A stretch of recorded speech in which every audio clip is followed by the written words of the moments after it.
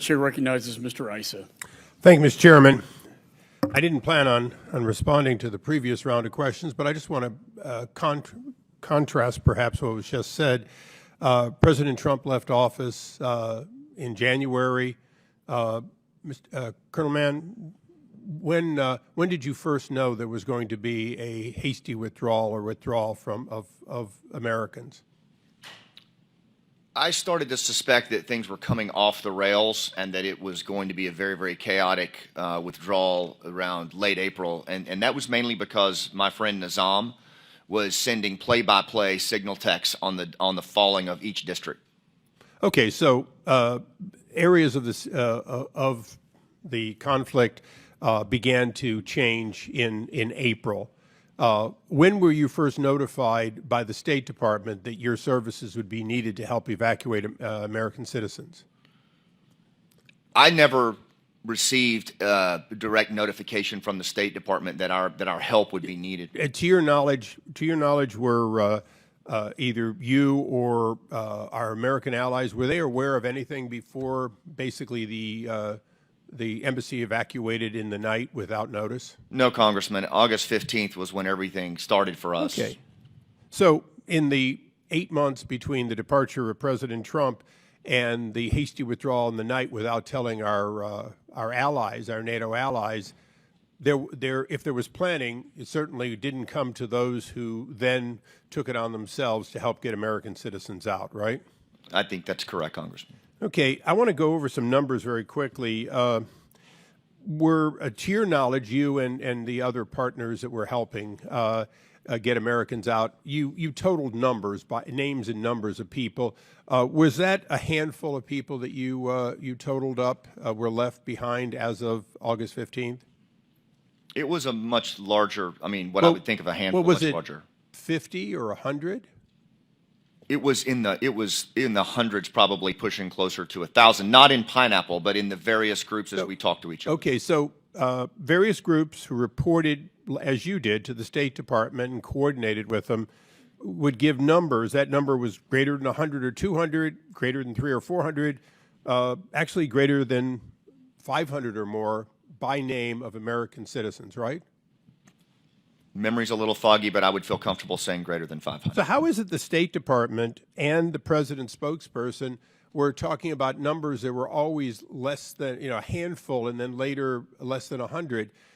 Did you give your numbers and did the other organizations give their numbers to the State Department and thus to the administration? I can only speak for, well, I know for Pineapple, we were consistently submitting names and information on American citizens and green card holders that we were helping.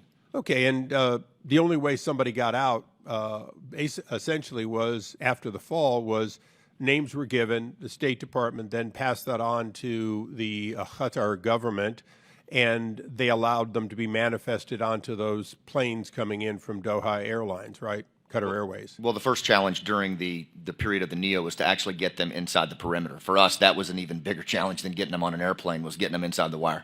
Did you ever get, or you or your people ever get to the fence with blue passports in hand and be turned away?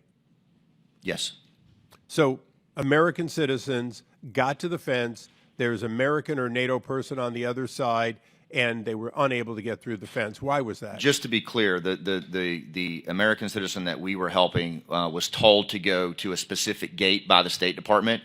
When he got to that gate, thinking he was going to load a bus with his family, it was actually a Taliban checkpoint, and they were beaten. And so Taliban turned him away. Correct. Yes. Okay.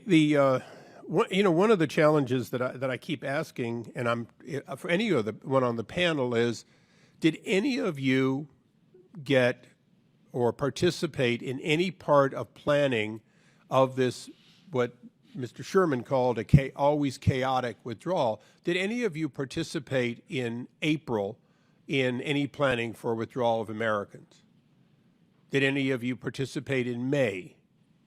did any of you participate in June? Just raise your hand if you participated in June in planning for the withdrawal. We didn't participate in the planning, Congressman, but starting in April, we started calling for the inclusion of Afghan allies in the withdrawal of troops. And we had a sustained advocacy strategy that crescendoed over time and culminated on August 15th when we had to pivot to the civilian-led evacuation. Right, but I'm talking about the actual plan for the embassy personnel to leave, the base to be closed.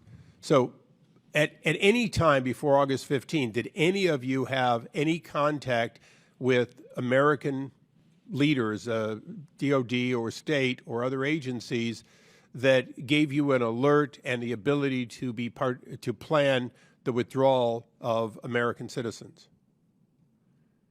So it's fair to say that the administration's chaotic withdrawal certainly included the fact that they didn't, the very people who got Americans out after August 15th, none of you were informed or given any opportunity to prepare prior to August 15th. Is that correct?